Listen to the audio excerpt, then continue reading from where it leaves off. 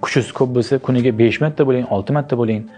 Albatta vaqtingiz bo'lsa, vaqt ajrata olsangiz, kuchingiz, emotsiyangiz, sizni xohishingiz shunga yarasha bo'lsa, bemalol 20 yoshdan 30 yoshgacha taxminan haftada, taxminan emas, aniq aytadigan bo'lsak, 4 yoki 3 marta bo'lishi mumkin.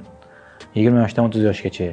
Endi to'g'ri 18, 17 yoshlilar ham soatiga yoki 15 minutda oladiganlar ham bor. Endi aytayotganimdek, kuchidan kelib chiqqan holatda 30 yoshdan 40 yoshgacha oladigan bo'lsak, 2 marta, 3 marta haftasida.